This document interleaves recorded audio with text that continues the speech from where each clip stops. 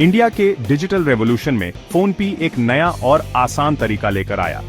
दिसंबर 2015 में समीर निगम, राहुल चारी और बुर्जिन इंजीनियर ने मिलकर फोनपे शुरू किया ताकि लाखों लोगों के लिए पैसे का लेन देन आसान हो जाए।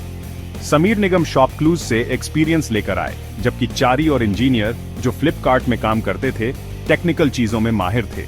उनका सपना था कि एक दिन पेमेंट करना बस फोन पर एक टैप जितना आसान हो।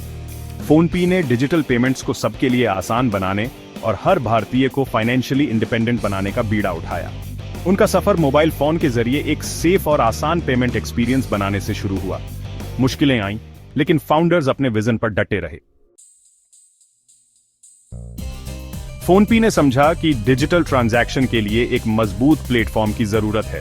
उन्होंने अपना platform unified payments interface (UPI) पर बनाया, जिसे national payments corporation of India (NPCI) ने लॉन्च किया था। यूपीआई की मदद से यूजर्स अपने बैंक अकाउंट को सीधे ऐप से जोड़कर झटपट पेमेंट कर सकते थे। अप्रैल 2016 में फ्लिपकार्ट ने फोनपे को खरीद लिया, जो इंडिया का सबसे बड़ा ई-कॉमर्स जायंट था। इससे फोनपे को फ्लिपकार्ट के बहुत सारे कस्टमर्स और टेक्नोलॉजी का फायदा मिला। फ्लिपकार्ट की पहुंच का इस्तेमाल करके फोनपे ने लाखों नए यूजर्स जोड़े, खासकर छोटे शहरों में। नवंबर 2016 में इंडिया में नोटबंदी हुई, जिसका मकसद काला धन रोकना और डिजिटल ट्रांजैक्शन को बढ़ावा देना था। कैश ट्रांजैक्शन बंद होने से लाखों लोग फोनपे जैसे डिजिटल पेमेंट प्लेटफॉर्म की तरफ मुड़े।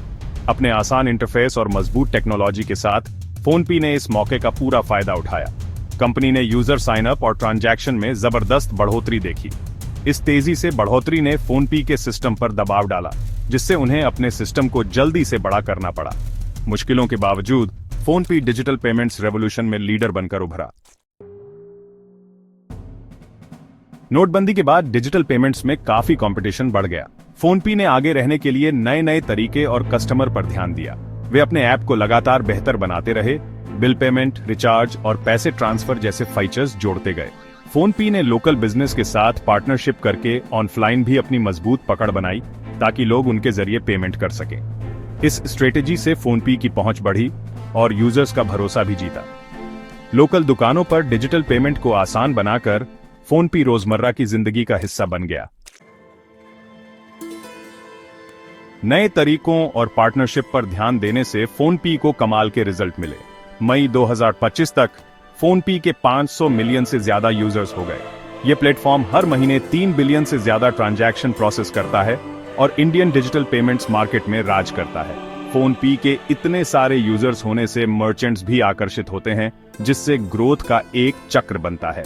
कंपनी की सफलता गांवों तक भी पहुंची है, जिससे लाखों पहली बार स्मार्टफोन इस्तेमाल करने वालों को ताकत मिली है। डिजिटल डिवाइड को कम करके फोनपे फाइनेंशियल समावेशन को आगे बढ़ा रहा है। इंडिया के डिजिटल पेमेंट लैंडस्केप पर फोनपे का प्रभाव लगातार बढ़ रहा है।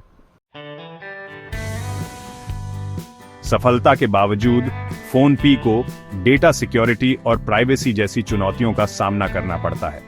कंपनी यूजर डेटा और ट्रांजैक्शन को सुरक्षित रखने के लिए मजबूत सिक्योरिटी मेजर्स का इस्तेमाल करती है।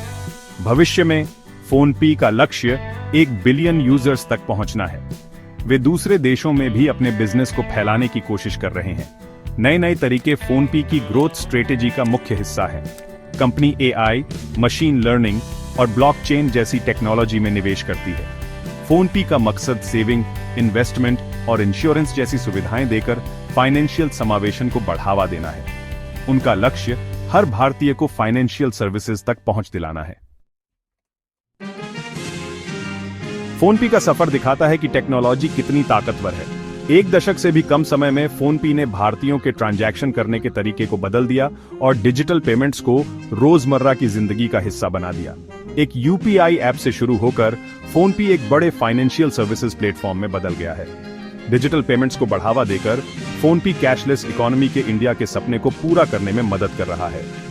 फोनपे छोटे बिजनेस को डिजिटल पेमेंट लेने का एक सस्ता तरीका देकर उन्हें मजबूत बनाता है। इससे छोटे बिजनेस भी डिजिटल इकोनॉमी में शामिल हो सकते हैं। जैसे जैसे फोनपे नए नए तरीके लाता रहेगा, इंडिया के डिजिटल पेमेंट लैंडस्केप पर इसका प्रभाव और भी बढ़ता जाएगा।